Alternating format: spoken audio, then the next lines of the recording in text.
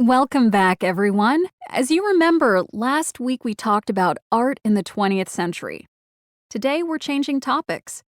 I want to talk about art that you won't find in a museum. That's because it's temporary art. Temporary because it's not supposed to last forever, only for a short time. Let's look at my next slide. Can everyone see it? What kind of animal is this? It looks like a dragon. That's right. It's a friendly-looking dragon. But this sculpture is not made from something solid like stone. Can you see what it's made from? I think it's snow. It is snow, and it looks like a sunny day. So the sculpture is not going to last. It's snow, so it's going to melt. This snow sculpture is part of a winter festival in Montreal, Canada.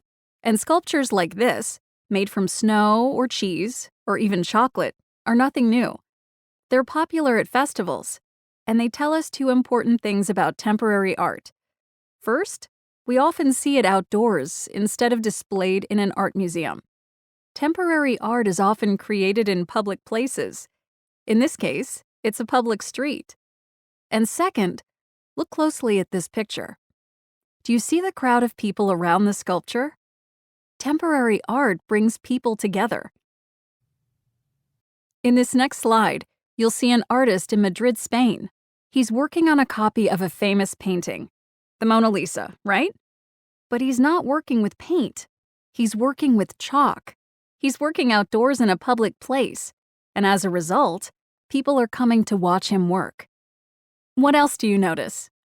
I see some money. There are coins on the street. That's right. Artists and other creative people need to make a living. Temporary art, outdoors and public places, brings people together because it's fun. It's interesting to watch the artist work, and people will pay for that. Of course, chalk is always a temporary medium, and rain and people's feet will damage this piece because it is outdoors. Now, not every artist wants to attract a crowd of people, and some artists like to work with materials they find at a particular location. The material affects the art itself. For example, artists can create beautiful patterns and designs using sand on a beach. The artist Jim Denovan works alone, and it usually takes him about 7 hours to finish a piece. While he is working, he is constantly moving and making marks in the sand. Because of the ocean tides, his work will soon disappear. He is conscious of this, of course, but it doesn't seem to bother him. Like any temporary art, Denovan's work doesn't last forever.